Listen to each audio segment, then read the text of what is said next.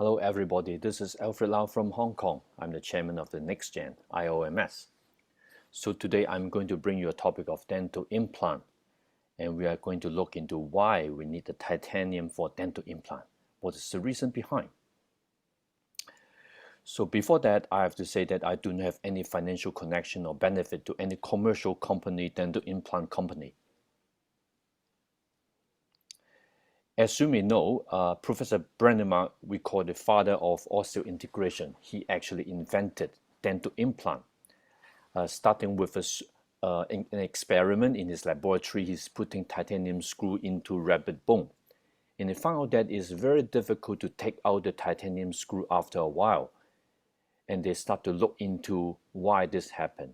And in the microscopic view, he found that the titanium actually fused with the bone. So he started to utilize this concept to introduce into dental implants. So people start using titanium for dental implant. But what is the reason behind? In the history, we can see that a lot of people is trying to re-implant their teeth into his own jaw. Or sometimes they actually take other people's teeth to implant into his own jaw to restore the function. People also use stones, also use different kind of metals. As you can see, they wish to restore their function because they want to bite, they have to eat. Without missing teeth, there's a lot of problems. But after a while, you can see people putting jewelry or gems into the teeth.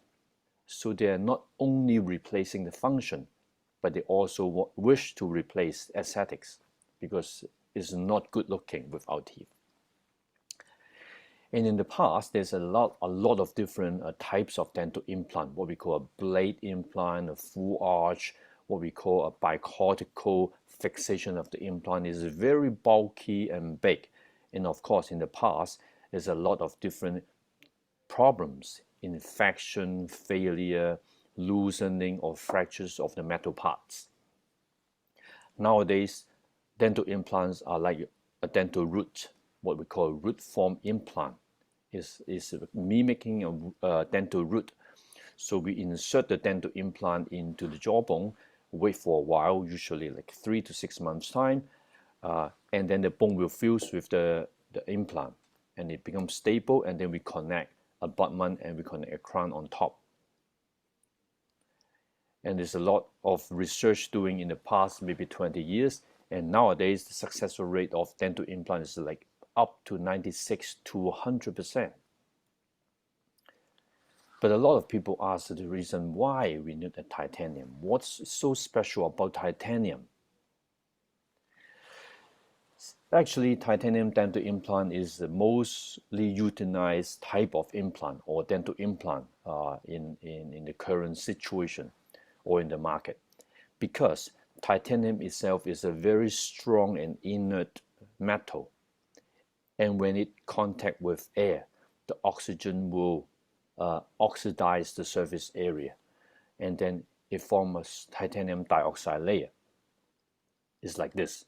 And titanium dioxide layer is very inert, and this is what we call a protective layer to prevent titanium particles or titanium metal ions to leak through the titanium into the human jawbone. So it will not elicit any allergic reaction or host or immune response. So that what we call titanium dental implant is very inert in human bone, and there's no rejection, no inflammatory response. So that is the key reason why we use titanium as a dental implant. And if there's no reaction or no immune response, the bone will actually grow into the microscopic surface into the titanium, and it will become very stable, and that people can put a crown on top to bite. So that is the main reason why, because there's no metal ions leakage, no particles released from the titanium. Microscopically, it is like this. So the titanium metal in contact with oxygen, there will be a titanium dioxide layer, and then no more metal ions or metal particle leakage to the surface. But if we look into the scientific literature, there's actually quite an amount of research paper reporting there is actually titanium allergy or with titanium a reaction, such as this one, reactive lesion of dental implant with titanium. This one you can see allergic contact dermatitis caused by titanium screws and dental implants. This one you can see titanium allergy.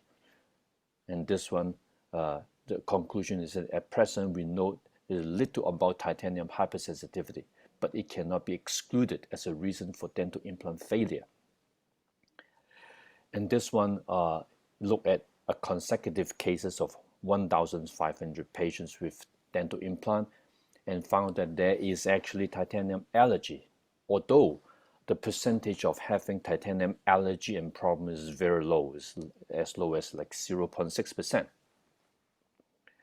Let's just look into the reason why. We have always been taught that the titanium dioxide is so stable and inert and without metal or metal ion leakage, so that there's no host response. However, titanium dental implant is not a static piece of metal. It's with loading. People bite on it, people like putting a lot of forces on it. Under this loading condition, there will be a movement of the electrons and the atoms inside, and there will be or maybe a dissolution of this titanium dioxide layer and causing some of those metal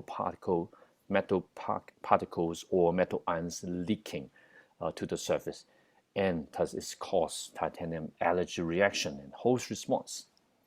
Host response is like this: as long as you have something going around the dental implants which the body detected as a foreign body, it will elicit non-specific and specific host response, and then there will be inflammatory response and allergic reaction, and then they cause sometimes the bone loss around the implant and failure of the implant. So the fact is nowadays we are talking about titanium actually can cause allergic reaction. Of course, the percentage of titanium allergic reaction is exceedingly low, extremely low. So this is a summary of what can cause a problem with titanium dental implant. And if you can see, there is a leakage of titanium and titanium particle, where this is all the reason why there is a titanium reaction or allergy response, because of the loading force and the dissolution or the wearing of the titanium dioxide layer. And nowadays, people start to invent something relatively new compared to titanium implants, which is a ceramic implant. Professor Sammy Sandhouse is the father of ceramic implantology. He introduced the concept of using ceramic, namely zirconia, as a dental implant. If you know about science, you know this periodic table. Titanium is here, and zirconia is only one period below titanium. So they have a very similar chemical properties. Microscopically, it is like this. Titanium, you got the titanium dioxide formed by contacting with oxygen. But zirconia itself, the whole chunk or the whole piece of implant itself is zirconia dioxide. So the dioxide layer will not be removing by loading condition. So the zirconia dioxide layer is very, very stable on top, and it will not cause any allergic reaction, just like titanium dental implant.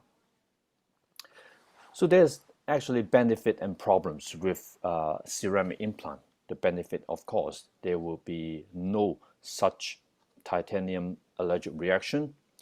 Some people may think that there's more aesthetic because zirconia can make into a color very similar to tooth or dental root color. Research also proven, of course there's not a lot of research, and there may be actually controversial. Maybe there's less bacteria trapped on the surface of the zirconia implant, and if there's less bacteria, it will be more stable for soft tissue. That means your gum will not shrink as much as if we can see in titanium dental implant. But the problem with ceramic implant, we will see that it's too brittle. Sometimes it cracks, sometimes it breaks, especially at the connection area to the crown. It cracks out and it is causing a lot of different problems with the patient. So there's still a lot of different research ongoing to see if we can really utilize zirconia as an alternative to titanium. But at the end of the day, maybe around like 95 or more percentage of dental implant are still titanium dental implant. We are talking about is exceedingly small amount of people may have titanium allergy. Otherwise, titanium is still the best choice. So we always have to think critically. Of course, titanium is so good. We see once a while problem with titanium implant. So we have to prepare ourselves, or we have to boost a lot of different more research to see an alternative, just in case we need an alternative once a while. So there's no one single solution to all the problems we see every day. So this is what I want to share with you today. Thank you very much for your attention.